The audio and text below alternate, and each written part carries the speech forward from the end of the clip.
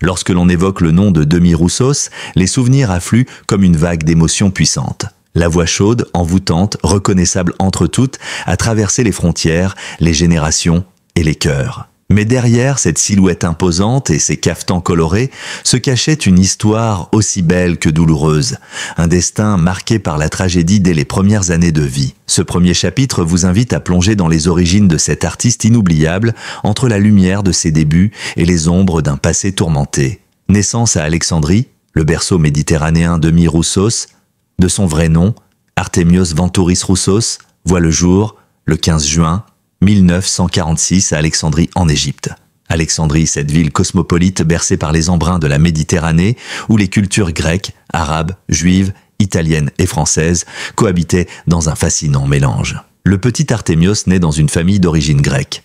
Son père, Georges Roussos, était ingénieur et musicien amateur de guitare et de mandoline, tandis que sa mère, Olga, était chanteuse, ancienne membre d'un chœur lyrique. Dès son enfance, Demi s'est plongé dans un bain culturel riche où la musique tient une place essentielle. Il grandit dans une ambiance harmonieuse, bien que les tensions politiques montantes en Égypte mettent à rude épreuve la sécurité des communautés étrangères. Très tôt, Demi manifeste un intérêt pour la musique, notamment les chants liturgiques, byzantins et les airs folkloriques grecs que lui fredonne sa mère. À seulement 5 ans, il montre déjà des capacités vocales surprenantes, capable d'imiter les inflexions des grands chanteurs lyriques. Mais le calme apparent de son enfance ne dure pas. L'exil forcé, une déchirure à l'adolescence, le tournant brutal arrive en 1956 à l'âge de 10 ans lors de la crise de Suez. Le nationalisme grandissant en Égypte contraint de nombreuses familles d'origine étrangère à quitter le pays. La famille Roussos fait partie de ces expatriés forcés. En quelques jours, ils doivent tout abandonner, maison, possessions, souvenirs. Ce déracinement brutal marque à jamais le jeune Artemios. Il dira plus tard avec émotion: « J'ai perdu mon enfance en une nuit. J'ai compris très tôt ce qu'était l'exil, la peur et l'impuissance. » La famille s'installe en Grèce, dans un Athènes encore meurtri par la guerre civile. C'est une période difficile. Le père perd son emploi d'ingénieur, les revenus se font rares, et Demi doit rapidement aider sa famille en enchaînant petits boulots. Malgré ces conditions rudes, il continue à nourrir sa passion pour la musique. C'est là, dans les rues d'Athènes, qu'il commence à fréquenter les milieux artistiques, notamment les clubs de jazz et de rock en plein essor. Les débuts dans la musique, de la basse au chant.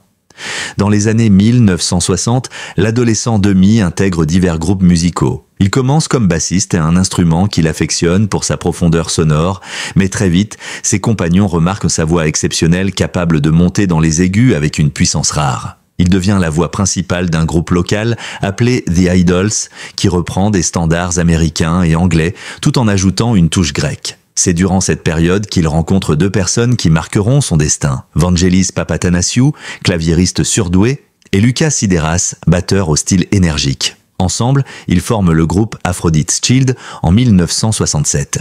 Le groupe tente sa chance à Paris, attiré par le dynamisme culturel de la capitale française. Mais c'est à Londres, finalement, qu'ils trouvent une maison de disques prête à les signer. Le succès arrive rapidement avec l'album Rain and Tears en 1968, qui devient un tube international. La voix de Demi y est bouleversante de maturité, empreinte d'une tristesse qu'on ne peut feindre. Elle séduit l'Europe entière. La Grèce, en pleine dictature militaire, voit dans ce groupe l'émanation d'un esprit libre et subversif. Pourtant, malgré la reconnaissance, Demi souffre en silence.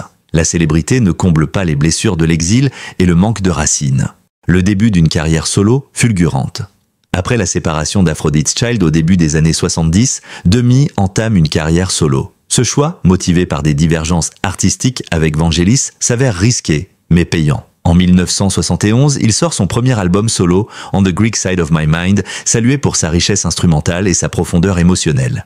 Mais c'est avec le tube Forever and Ever en 1973 que Demi Roussos entre dans la légende. La chanson fait un triomphe dans toute l'Europe, notamment en France, en Allemagne, en Italie et au Royaume-Uni. Sa voix résonne dans toutes les radios. Le public est fasciné par son apparence hors norme, barbe fournie, silhouette imposante, robes amples, et surtout par cette voix céleste capable de transcender les barrières linguistiques. Cependant, derrière le succès se cache un homme tourmenté. Demi n'a jamais vraiment surmonté l'arrachement de son enfance, et son rapport au corps, à l'identité, à la solitude est complexe. Il s'isole souvent après les concerts, refusant interviews et mondanité. Il dira « Le public me voyait comme un dieu grec, mais moi, je n'étais qu'un enfant exilé qui chantait pour ne pas pleurer ». Entre triomphe et excès, l'envers du décor, la décennie 1970 est pour Demy une période faste, mais aussi une descente progressive dans l'excès. Il est en tournée presque sans arrêt, enchaîne les concerts, les plateaux télé, les enregistrements. Le stress, l'isolement et la pression constante le poussent à chercher du réconfort dans la nourriture, l'alcool et parfois même des calmants. Il prend énormément de poids, ce qui devient rapidement un sujet de moquerie dans la presse people. Certains journalistes parlent de lui comme d'un ténor obèse, oubliant la grâce et l'élégance de sa voix. Malgré cela, Demy continue à produire des albums à succès. My Only Fascination, Souvenir, Man of the World, tous portés par sa voix exceptionnelle. Il chante en plusieurs langues, anglais, français, italien, espagnol, grec, et devient l'un des rares artistes non anglo-saxons à percer aux États-Unis. En 1979, il se produit à l'Olympia de Paris à guichet fermé pendant plusieurs soirs consécutifs. Pourtant, le bonheur semble lui échapper. Sa vie privée est instable, il se marie plusieurs fois, mais ses relations sont marquées par la tension, la jalousie et une profonde mélancolie. Dans une interview accordée à un média grec, il avoue « J'ai aimé passionnément, mais j'étais incapable d'aimer sainement. J'avais trop de fantômes dans le cœur. » La vie de Demy Rousseau, jusque-là marquée par la musique, les tournées et une mélancolie persistante, prend un tournant brutal en 1985. C'est l'année où le destin le plonge dans un cauchemar que peu d'artistes célèbres ont osé revivre publiquement. Un enlèvement en plein vol, une prise d'otage qui le hantera jusqu'à sa mort. Ce chapitre retrace ses jours d'angoisse, l'impact qu'ils ont eu sur sa vie et la lente métamorphose intérieure d'un homme brisé mais lucide. Un vol comme les autres. En apparence, le 14 juin 1985, Demy Rousseau monte à bord du vol TWA 847 en partance d'Athènes pour Rome, puis Boston. Il revient d'une série de concerts, fatigué mais satisfait. À bord de l'appareil, l'ambiance est calme. Demy est assis en classe affaires. Comme d'habitude, vêtu d'une de ses longues robes amples et reconnaissable par quelques passagers qui le saluent avec chaleur. Mais en plein ciel, l'impensable se produit. 2 hommes armés, membres présumés du groupe chiite Hezbollah, prennent le contrôle de l'avion. Le commandant de bord est contraint de modifier la trajectoire. L'avion est redirigé vers Beyrouth, au Liban. Commence alors l'un des épisodes les plus dramatiques de l'histoire de l'aviation commerciale. Demy Rousseau, star international, se retrouve pris en otage avec plus de 140 passagers pendant 17 jours. Durant cette période, il vivra l'humiliation, la peur de la mort, les privations, les interrogatoires. Les preneurs d'otages exigent la libération de prisonniers chiites en Israël et menacent d'exécuter des passagers si leurs exigences ne sont pas satisfaites. L'otage célèbre entre protection et cible. Le nom de Demy Rousseau est rapidement identifié par les ravisseurs. L'artiste grec est célèbre au Liban, en Iran, en Israël, dans le monde arabe comme en Europe. Sa notoriété lui offre une forme de protection relative, mais elle le rend aussi vulnérable. Les preneurs d'otages l'utilisent comme outil de communication, le forçant à enregistrer une cassette audio dans laquelle il annonce qu'il est bien traité, dans le but de rassurer l'opinion publique. Pour Demy, ces jours sont un enfer mental et physique. Il dort à même le sol, ne sait pas s'il verra le lendemain, entend les pleurs des enfants, les cris des autres passagers. La lumière est faible, l'air étouffant, la tension constante. Il se souviendra plus tard, j'ai vu la mort en face. Pas la mort théorique, mais celle qui vous souffle au cou. Ce genre d'expérience vous transforme à jamais. Le 22 juin, après d'intenses négociations, il est relâché avec quelques autres passagers. Le monde entier apprend la nouvelle. À sa sortie de l'avion, il est photographié portant une veste prêtée par un otage américain et un sourire étrange, celui d'un homme traumatisé mais vivant. Un retour difficile. Silence, poids du traumatisme et isolement. Après cette libération, Demy refuse dans un premier temps de parler. Il s'enferme dans le silence. On le croit sauvé. Mais à l'intérieur, il est en ruine. L'enlèvement agit comme un catalyseur d'une dépression latente qu'il porte depuis l'enfance. Il devient taciturne, s'éloigne de la scène, perd goût à la musique. Il déclare « J'avais survécu à la mort physique, mais je ne savais pas comment survivre à la mort intérieure ». Les années qui suivent les sont marquées par un isolement croissant. Les interviews se font rares. Il tente des retours musicaux avec des albums plus intimistes, mais sans le même succès. Les années 80, marquées par le disco, le synth-pop, la révolution numérique, ne correspondent plus à sa sensibilité musicale. Demy semble hors du temps. Il commence à se battre contre ses vieux démons, l'obésité, l'hypertension, les crises de panique. Il est hospitalisé plusieurs fois pour des troubles cardiaques. Les médecins lui imposent un régime strict, mais l'artiste a du mal à se conformer. Il est usé et surtout épuisé psychologiquement. La reconversion spirituelle entre foi et reconstruction. Malgré tout, au fond de cette nuit intérieure, Demy cherche une lumière. Dans les années 1990, il entame un chemin de reconversion spirituelle. De tradition orthodoxe, il s'intéresse à diverses formes de foi, étudie le bouddhisme, la méditation, la théologie chrétienne. Il multiplie les retraites, les voyages intérieurs. Il dira « Après Beyrouth, j'ai compris que je ne pouvais pas continuer comme avant. Il me fallait un sens à cette survie. C'est dans la spiritualité qu'il puise une forme de sérénité. Il retourne à des racines simples, la musique acoustique, la voix nue, le contact direct avec le public. Il se produit dans de petites salles, loin des projecteurs. Son physique a changé. Il a perdu du poids, son attitude aussi. Il n'est plus l'icône pop de Forever and Ever, mais un homme sage, apaisé, profondément humain. En 1993, il sort un album hommage à ses racines, Voice and Vision, où il revisite ses succès dans une atmosphère plus intime. L'accueil est chaleureux, notamment en Allemagne et en France. Les critiques saluent sa sincérité, sa voix intacte, sa capacité à se réinventer, le pardon comme ultime libération. Plus surprenant encore, Demis Roussos pardonne à ses ravisseurs. Dans un entretien bouleversant accordé à un journal grec en 1995, il confie « Si je ne leur pardonnais pas, ils continueraient à me retenir prisonnier, même libre. Le pardon, c'est ce qui m'a sauvé. » Cette confession suscite l'admiration. À une époque où le terrorisme international secoue le monde, son message résonne avec force « La haine ne libère pas, seul l'amour le peut ». Demis devient un symbole non plus seulement de romantisme musical, mais de résilience, de force intérieure, d'une philosophie de vie tournée vers la paix. Il participe à des colloques sur la musique et la spiritualité, collabore avec des artistes du monde entier sur des projets culturels et caritatifs. Mais la santé décline. Les décennies passent et avec elles, la gloire flamboyante de Demis Roussos semble s'estomper peu à peu. Mais derrière l'effacement médiatique volontaire de l'artiste, une autre histoire se tisse dans l'ombre. Celle d'un homme en proie à la douleur physique, à la solitude existentielle, mais aussi à une conscience lucide de la fin qui approche. Ce troisième chapitre explore les dernières années de vie de Demis Roussos entre souffrance et apaisement, jusqu'à l'adieu final discret et bouleversant. Une gloire toujours présente, mais discrète. Si les années 1990 et 1000 marquent une pause dans l'exposition médiatique de Demis, il n'en reste pas moins un mythe vivant. En France, en Allemagne, au Japon, ses albums continuent de se vendre. Les émissions de variété lui consacrent régulièrement des hommages, mais lui choisit de s'éloigner de la scène médiatique, privilégiant les concerts intimistes, les petits festivals, les églises, les théâtres acoustiques. En 2006, il sort un dernier album studio, Demis, qui passe inaperçu dans les circuits de commerciaux, mais qui reçoit une réception chaleureuse parmi ses fidèles. L'album, plus introspectif que jamais, dévoile un Demis désarmé, philosophe, qui évoque le temps qui passe, l'amour qui s'éloigne, la foi retrouvée. À cette époque, ses apparitions publiques deviennent de plus en plus rares. Son physique a encore changé.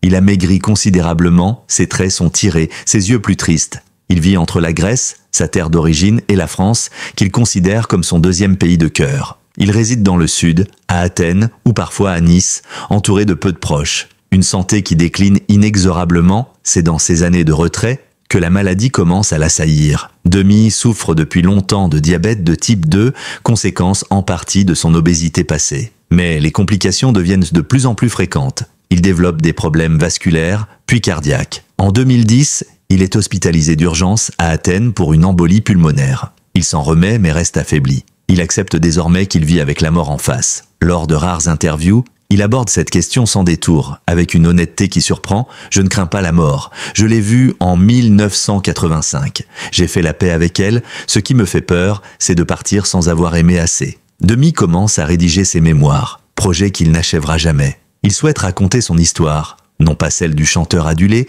mais celle de l'homme derrière la voix, l'enfant déraciné, l'otage brisé, l'amoureux déçu, l'âme en quête de lumière, une solitude assumée, mais pesante. Autour de lui, le cercle se resserre. Ses enfants, issus de différentes unions, sont présents à intervalles irréguliers. Il a toujours eu une relation distante avec la paternité, confessant que sa carrière avait souvent pris le dessus sur ses responsabilités familiales. Il le regrette. « J'ai chanté l'amour, mais j'ai manqué tant de choses essentielles.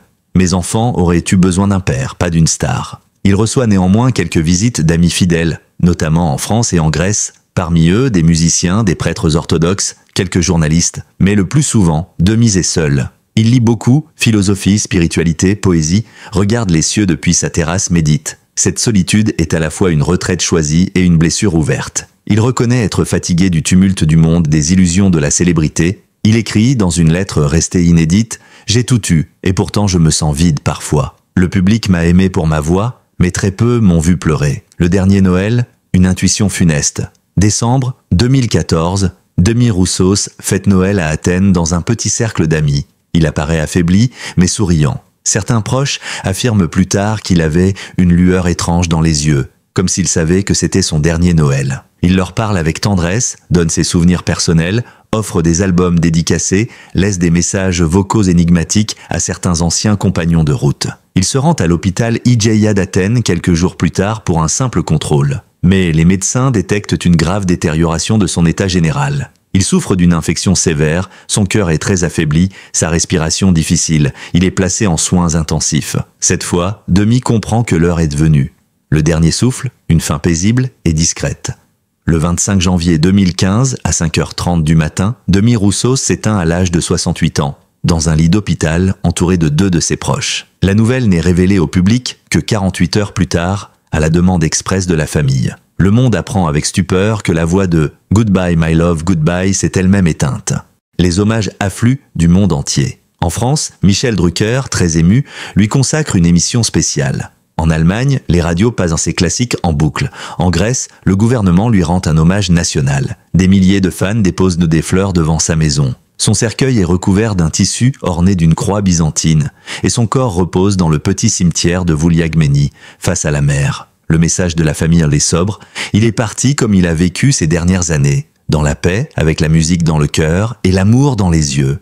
La mort de Demis Roussos le 25 janvier 2015 a laissé un vide immense dans le cœur de millions de fans à travers le monde.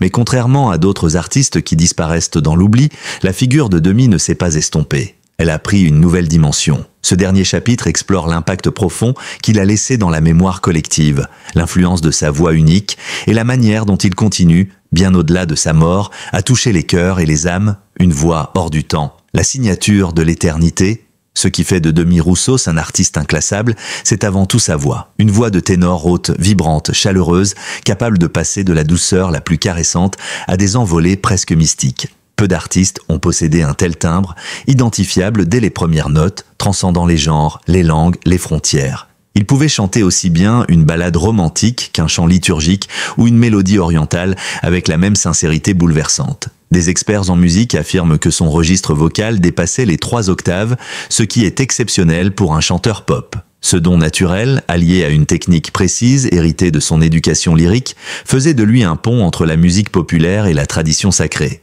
Il disait « Je ne chante pas pour divertir, je chante pour émouvoir. Si ma voix touche quelqu'un au fond de lui-même, alors j'ai accompli ma mission. » C'est cette voix qui a fait pleurer des milliers de couples sur Forever and Ever, qui a fait rêver des générations avec My Friend the Wind, et qui continue encore aujourd'hui à résonner dans les mariages, les enterrements, les souvenirs d'enfance, les réveils solitaires. Un héritage musical multilingue et universel. L'une des forces de Demis Roussos réside aussi dans son ouverture linguistique. Il a enregistré des chansons en grec, français, anglais, espagnol, italien, allemand et même en arabe. Cette capacité rare à s'adresser directement à des publics variés a fait de lui un ambassadeur culturel avant l'heure. Peu d'artistes peuvent se vanter d'avoir eu un impact aussi large. En France, il est l'un des chanteurs étrangers les plus diffusés dans les années 70. En Allemagne, il est considéré comme une légende aux côtés de Nana Mouskouri. En Amérique latine, ses disques sont vendus à plusieurs millions d'exemplaires. Et dans le monde arabe, sa musique reste synonyme d'amour et de nostalgie. Au total, plus de 60 millions d'albums ont été vendus dans le monde, ce qui fait de lui l'un des artistes grecs les plus exportés de l'histoire, juste derrière Vangelis. Et pourtant, malgré cette gloire, il est toujours resté humble. Il refusait les titres pompeux, fuyait les projecteurs et ne s'enorgueillissait jamais de ses records. Il confiait « Le succès c'est bien, mais il faut savoir quand il faut s'incliner, laisser la musique parler à votre place ». L'influence artistique sur les générations futures de Demis Roussos n'a pas seulement laissé des tubes. Il a laissé une empreinte stylistique. De nombreux artistes, en Grèce et ailleurs, revendiquent son influence. Que ce soit dans la chanson lyrique, la world music ou même la pop méditerranéenne, sa trace est palpable. Sa manière de mélanger instruments orientaux, orchestration occidentale et chants liturgiques a ouvert la voie à des genres hybrides bien avant que le terme « fusion » ne devienne à la mode. Des chanteurs comme Andrea Bocelli, Lara Fabian ou encore des artistes de la nouvelle scène grecque comme Yannis Koutsiras ont reconnu en lui un pionnier, un passeur de frontières. Il a également été samplé ou repris par des musiciens électro ou lounge, qui voient en sa voix une matière sonore intemporelle. Les jeunes générations, parfois sans connaître son nom, reconnaissent immédiatement ses chansons utilisées dans des films, des séries ou des spots publicitaires. Forever and Ever a ainsi figuré dans de nombreuses bandes originales, donnant une nouvelle vie à ses chansons dans la culture contemporaine. Un homme, un symbole, un mystère. Au-delà de la musique, Demi Roussos est devenu un symbole. Celui de l'exilé qui réussit, de l'homme brisé qui se relève, de l'artiste qui choisit l'âme plutôt que l'image. Il reste aussi une énigme, un personnage difficile à cerner. Son apparence presque biblique, son regard profond, son silence face aux mondanités ont contribué à bâtir une mythologie personnelle autour de lui. Il n'a jamais écrit d'autobiographie complète. Peu de documentaires ont été réalisés de son vivant. C'est à travers ses chansons, ses silences, ses rares interviews que l'on devine ses douleurs et ses espoirs. En cela, il rejoint ces artistes qui ne s'expliquent pas, mais se ressentent. En Grèce, il est désormais enseigné dans certains cours d'histoire musicale comme figure emblématique de la chanson du XXe siècle. En France, des salles de concert lui ont rendu hommage. Une fondation à son nom a même été proposée visant à soutenir les jeunes musiciens issus de l'immigration. La leçon de Demi, chanter la vie, malgré tout. S'il fallait résumer l'héritage de Demi Roussos en une phrase, ce serait peut-être celle-ci. Chanter la vie, malgré les blessures, malgré les pertes, malgré la mort. Car ce qu'il nous lègue, ce n'est pas seulement un répertoire ou des souvenirs, mais une attitude face à l'existence. Une acceptation profonde des épreuves, un amour infini pour la beauté du monde, une foi indéfectible en la musique comme refuge ultime. Il disait « La musique ne guérit pas les blessures, mais elle les rend supportables. » Et c'est peut-être pour cela que tant de personnes, de tous âges et de tous horizons, continuent aujourd'hui de l'écouter. Parce qu'en entendant sa voix, ils entendent un appel au cœur, un rappel qu'au fond de toute souffrance, il y a une étincelle de lumière. Conclusion, une voix dans l'éternité. Demi Roussos n'est plus là. Mais il continue de vivre dans chaque note de Goodbye My Love et dans chaque chœur de My Friend the Wind, dans chaque silence entre deux refrains. Il nous a quittés en paix, après une vie tourmentée, riche, pleine de contrastes. Son histoire est celle d'un homme vulnérable, d'un artiste sincère, d'un pèlerin de la musique, d'un poète de l'exil, qui a su, malgré les tempêtes, faire de sa voix un abri pour l'âme humaine.